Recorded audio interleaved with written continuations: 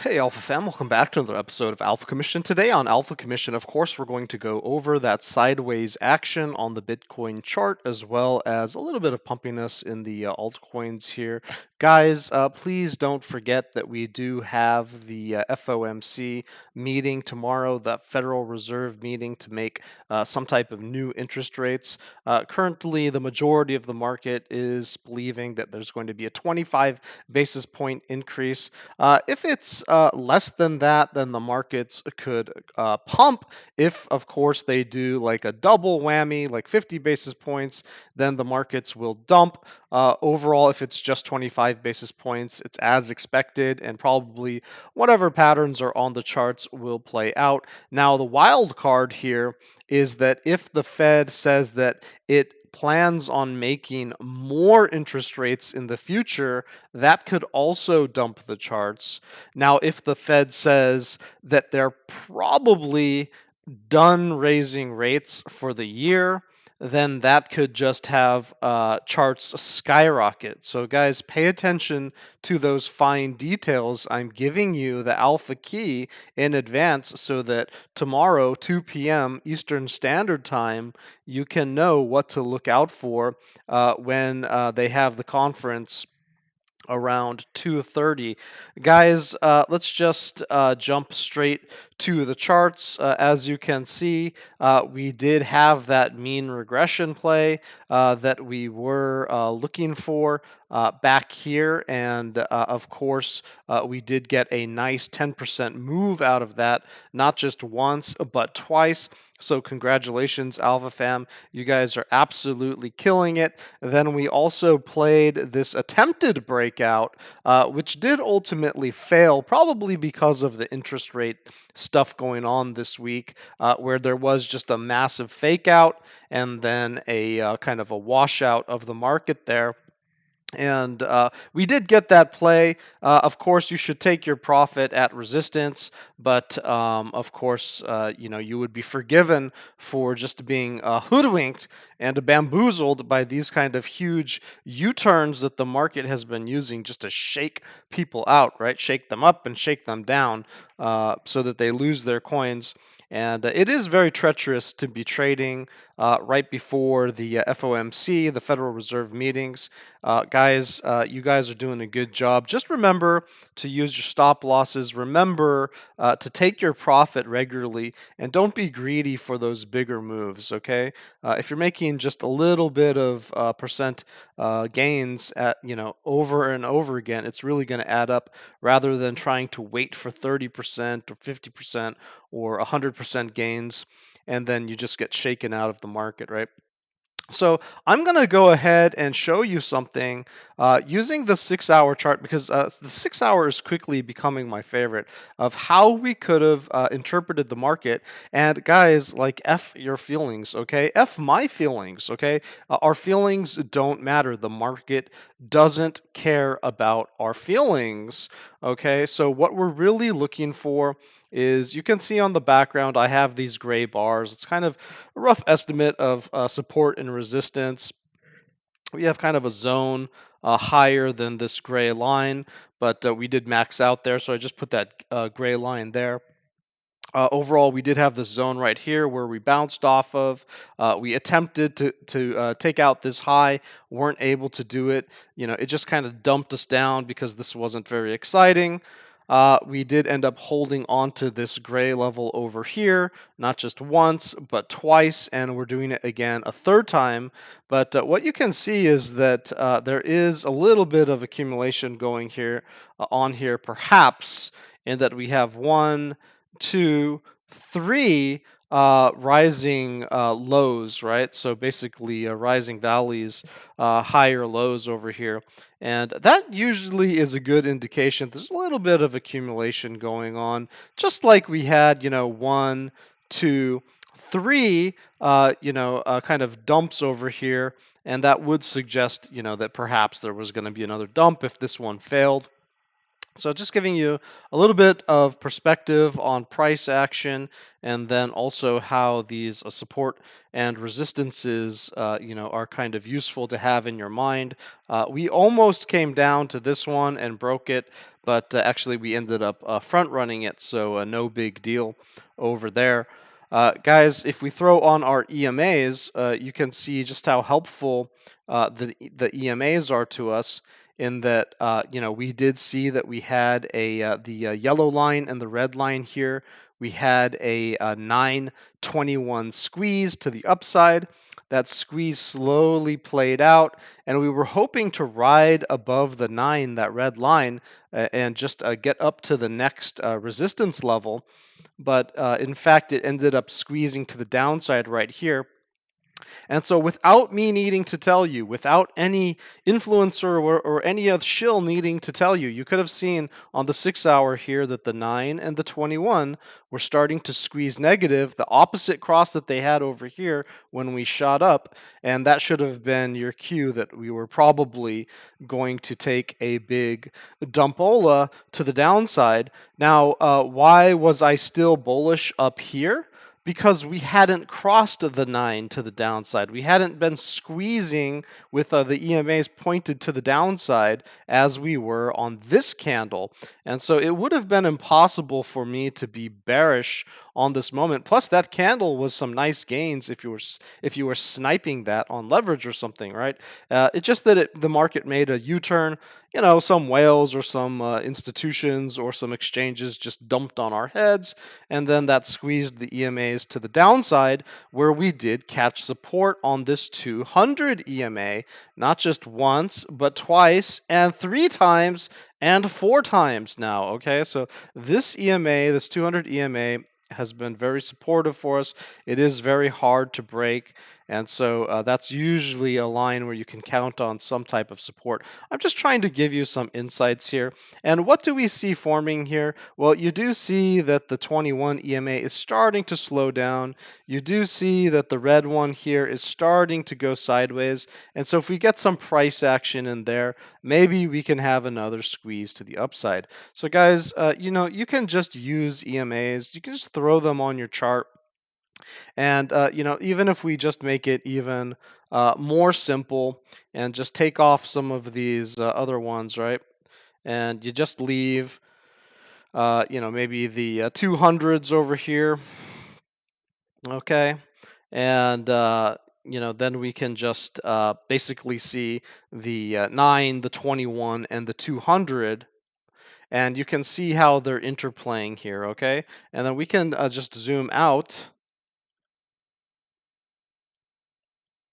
And you can see even since the bottom of the market here at around 17K, we had the squeeze to the upside with the 200 EMA, right? So we had this positive squeeze with the 200 EMA and then our good old 9 and 21 down here, which the 9 and 21 will give you the small moves, but the 200 and then you use it with the 21, it's going to give you those big moves, okay? And so everything looked pretty bullish here. This was a point of concern. People thought we were going to perhaps squeeze to hell, but we ended up recapturing the 200 on the 6 hour over here, and so that became a positive squeeze again. And look, we're still riding on the 200. So guys, Alpha Fam, can I really be that bearish right now? We've been riding the 200 EMA, and so far it's just doing good things for us. Now, if we lose that 200 EMA, then I'm going to be concerned again. And again, why would that be? Because the bearish side of the market was under the 200 EMA, and I'm counting on the bullish side of the market being above the 200 EMA on the 6 hour, okay? I love the 6 hour, guys. It gives very clean signals for me. Other people prefer the daily, the 4 hour, the hour, the 15 minute, the 5 minute. Everyone has their own preference. I know some people who just trade on the weekly and they do very well, but just I'm sharing you some principles on the 6 hour since I do present the 6 hour quite often in these episodes. And I hope this has helped open some of your eyes to using EMAs in a functional way that can help you capture those moves, and also so that you're not dependent on influencers or updates to videos before you make your decisions on how to adjust your positions. If you see a squeeze to the downside, on these kind of bigger EMAs, maybe protect yourself a little extra. If you're seeing a squeeze, on the smaller time frames with the 9 and 20, then maybe just you know, uh, de-risk a bit, that sort of thing. Make sure to take your profit. Guys, I also want to show you how to use my alpha momentum pools, because some of you you may not have a 100% clear idea of how these things can be useful to you. You're just seeing lines on the charts.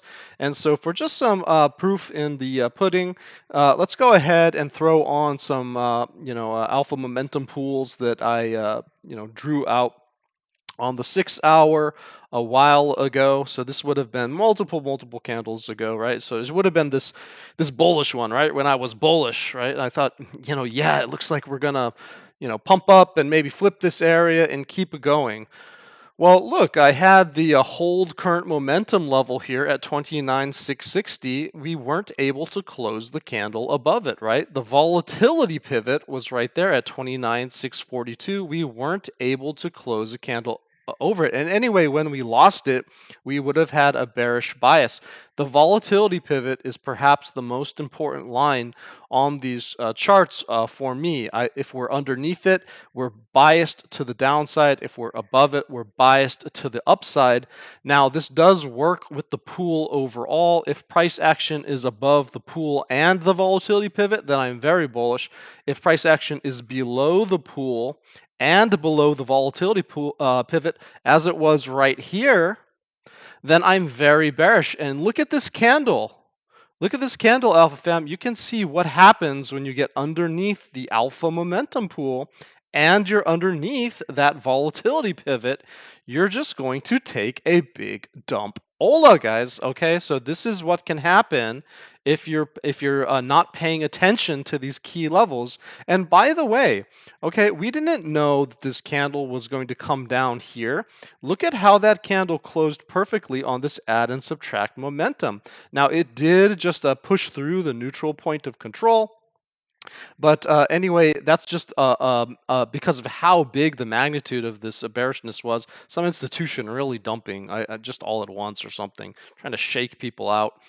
And, I suggested that there was probably going to be another push down. There was another push down using volatility. I was able to tell that. And then I suggested in the last episode that I would expect us to try to catch ourselves around this level where the bearish control zone starts, because the bulls are probably going to come in and try to defend that level. They don't want to fall into the bearish control zone. And so usually you see some fights around the neutral point of control, around the bearish control zone, and around the bullish control zone, which is actually hard to see right here. There you go. It's right down there. So it's underneath these key levels. And you can see bulls weren't able to get in control. They got rejected. The neutral point of control was totally disregarded. But then we fought this war over the bearish control zone.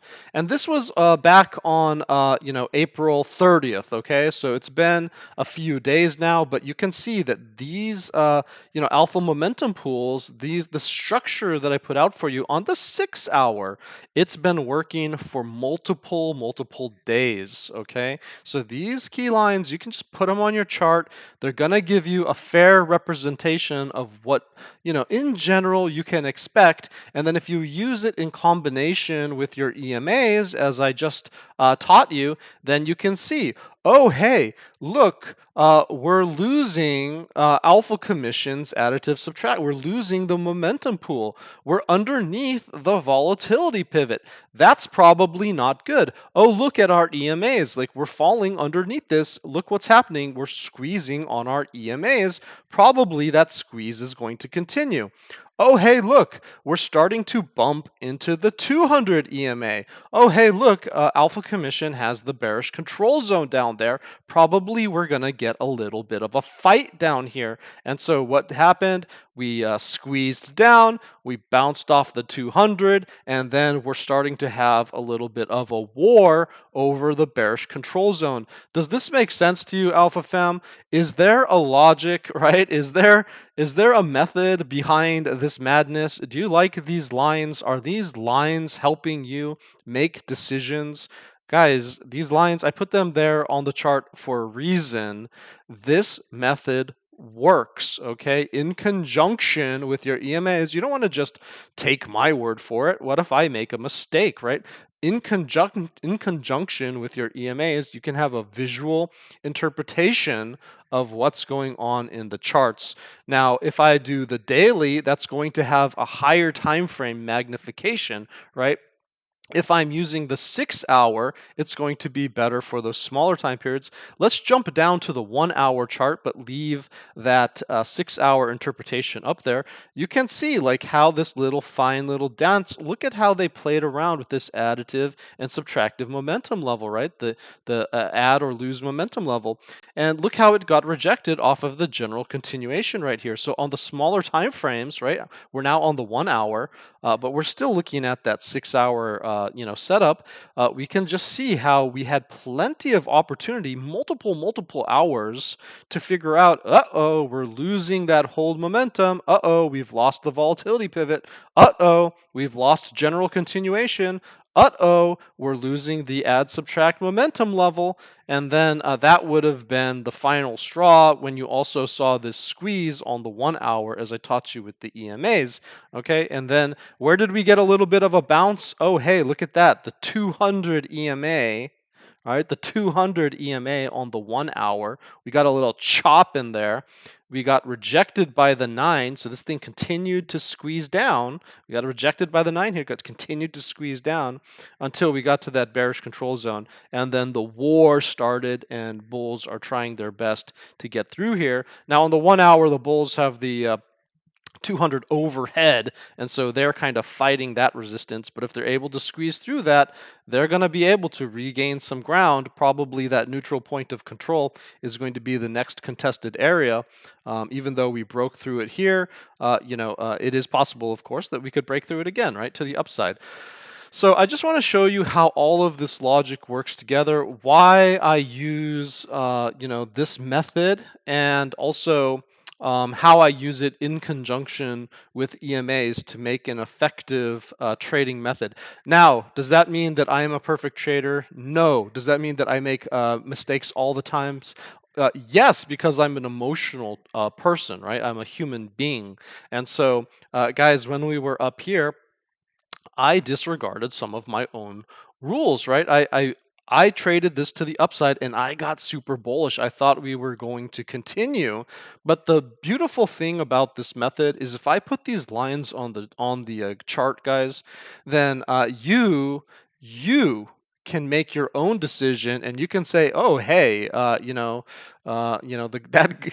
guy on Alpha Commission, he's pretty bullish right now, but it looks like we're pulling back on his own levels.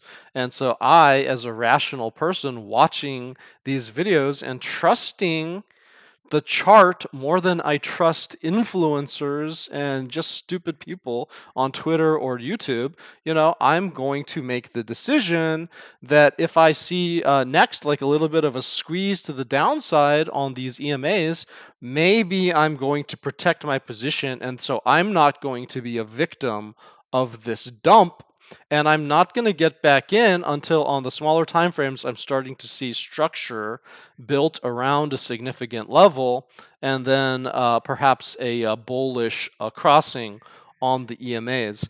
That's how you're going to be able to trade effectively, Alpha Fam, and this is really the alpha, because this is going to save your butts. Okay, you don't need to be watching Rand banter on whatever, all these different YouTubes, even mine. You don't have to be dependent on this stuff.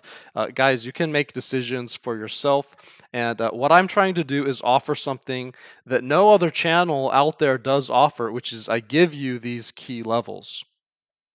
Okay, I just give you the key levels and they work for multiple days even when I give you a short time frame. Okay, so it's just an extra point of reference, and I just want to show you the proof is in the pudding there.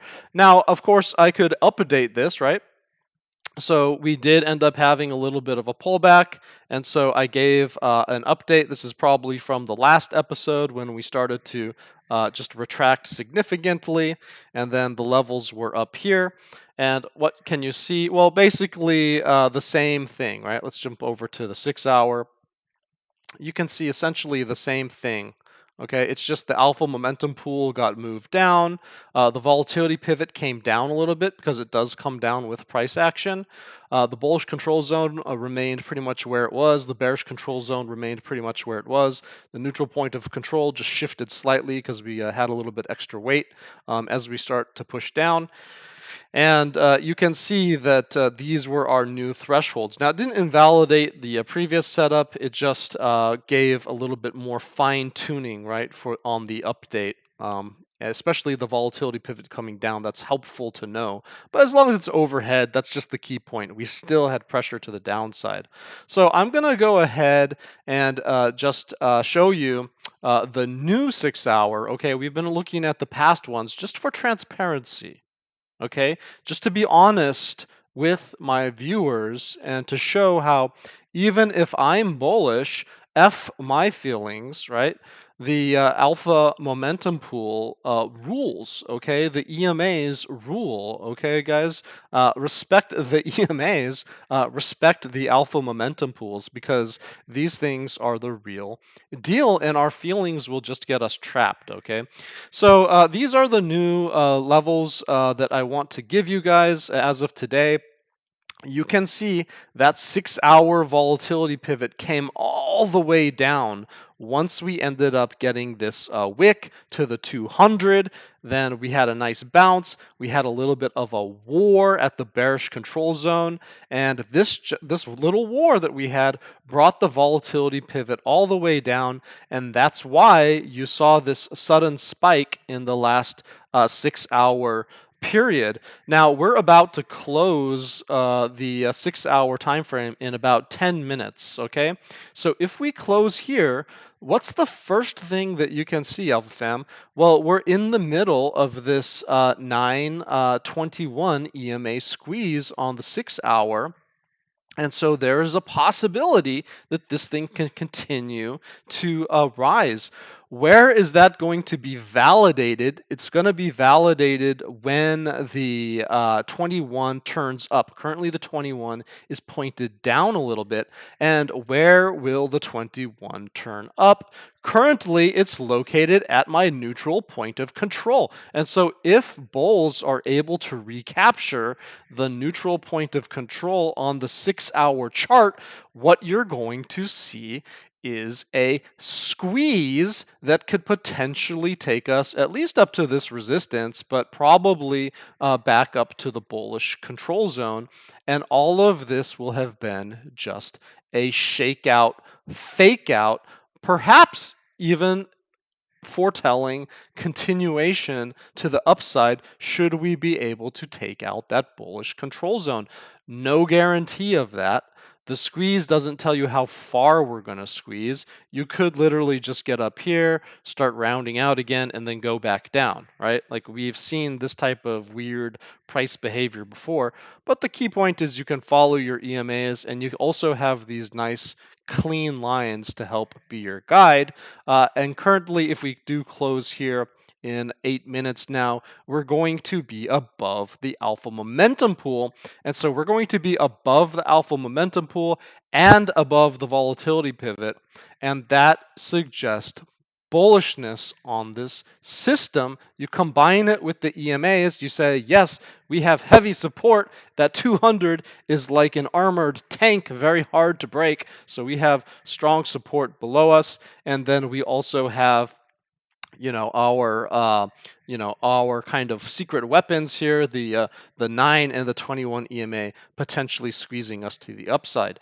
Now, why do I call it the alpha momentum pool? Because if we dip our toes back into it, there's a good chance that we could just go swimming around. Okay, not all of time frames are on our side, and so this thing could end up just swimming around, maybe making another attempt, or even breaking down later.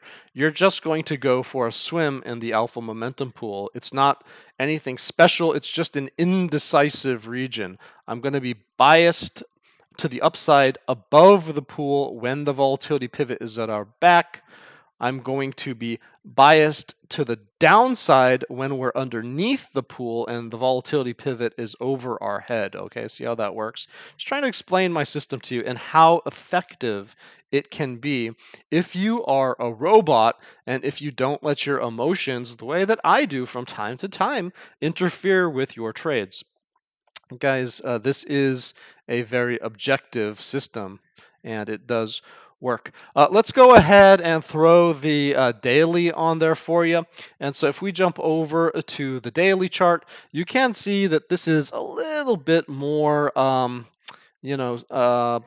worthy of skepticism that we're really squeezing to the upside until we get above the daily volatility pivot. The daily volatility pivot is currently at 28,665. Now, the good news is we have 6 hours to get there, right? And the 6 hour only needs to make a lower threshold. So the next 6 hour candle could attempt to take that out. But currently, we're not doing that, okay? Currently, we're still underneath the daily volatility pivot. But we're also in the alpha momentum pool on the day, so that suggests we're just swimming around. I really can't take a strong position here.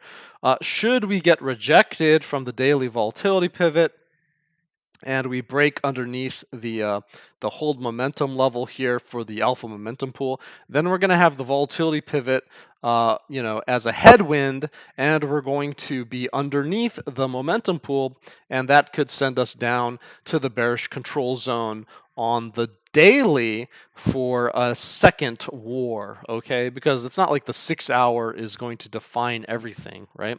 Maybe the daily wants to have its shot at lows as well. And then we could even talk about the weekly next if we continue to break down. That's why, in terms of a day trade, this is a little bit sketchy right now until we're above that volatility pivot. And especially if we close the day above the volatility pivot, then that's going to look really good. And then we have the general continuation at 28,902. So we add momentum here at 29,000. Basically the same thing for general continuation for the MACD. So if we're above 29,000, I am going to be bullish to the upside. I'm going to suggest that these EMAs are continuing to squeeze to the upside. And again, that this was just a shakeout, fake out. Guys, I hope this system is making sense to you. I hope you also understand why this bullish control zone makes sense, because on the weekly chart, we don't even need to go to the weekly. On the weekly chart, you can understand that we're probably not going to pump on the weekly unless we take out the bullish control zone on the daily, right? So these levels, even though they often seem far away, are very much relevant for those higher time frames, because we're probably not going to be too bearish on the weekly either unless we take out the bearish control zone on the daily, right? So long as we're just kind of neutral on the daily, we do have a chance to kind of flip it around. And if the 6 hour is leading that right now, then we should all kind of root for it if you're a bull. Guys, I think that I'm probably going to end it there. I guess I could just double check the volatility.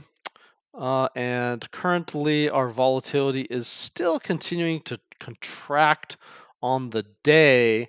That contraction did go with our pullback. And so only when this daily volatility really pinches shut, then I'm going to be convinced that move to the downside might be over.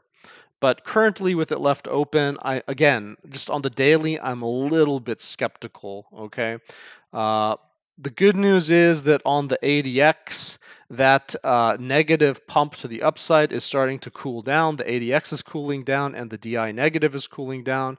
And so that's pretty cool. It's just that the positive DI is also going down. So I want to see that one point back up. So again, the daily a little bit sketchy. Okay, a little bit sketchy and still slightly biased to the bearish side. The 6-hour, on the other hand, is giving us some kind of perhaps front runnable cue that that push to the downside is over. It's about to pinch shut on the volatility, and that maybe we're going to start a new volatility that either goes sideways or pushes up, or maybe just dumps again, because a volatility is direction neutral. But we've already identified the squeeze that we're looking for, right? We've identified the key levels that we're looking for. And also, if you look at the 6-hour, the RSI, you can see that we are in striking distance of that neutral point of control there. So that's what I'm looking for to flip that. If we get a rejection on the RSI, that's not going to be a good look. It's not going to be terrible. Maybe we double bottom off the bearish control zone, but it just means it's going to take longer. Okay, but if we break through that and we use the neutral point of control as kind of like our next launching pad, then essentially we're going to have this kind of like head and shoulders type look on the RSI that could just push us forward. Okay, just continue to push us forward. So this is what I'm looking at. That's the system that I'm using, AlphaFam. I hope that you find that useful. I hope that you find the insights about how to interpret these things useful. And I don't want to just to be one who is like just putting lines out there, and you guys don't have anything to use as a reference for trust. So that's why I'm showing you how these things do align with the RSI. They do align with the MACD. They align with the EMAs. They align with the stochastic. So guys, when I'm momentum trading, and then also they align with the Bollinger Bands width percentile. Okay, so just using a mathematical interpretation of the width of the Bollinger Bands to determine that volatility. And that's how we're setting up all these plays. That's how we're determining if we're bullish or not. And there you go. That's your full transparency. That's your current state of the market. Here are your current daily key levels to watch. And guys, I'll see you in another episode. That's your alpha for the day. Stay safe and happy trading.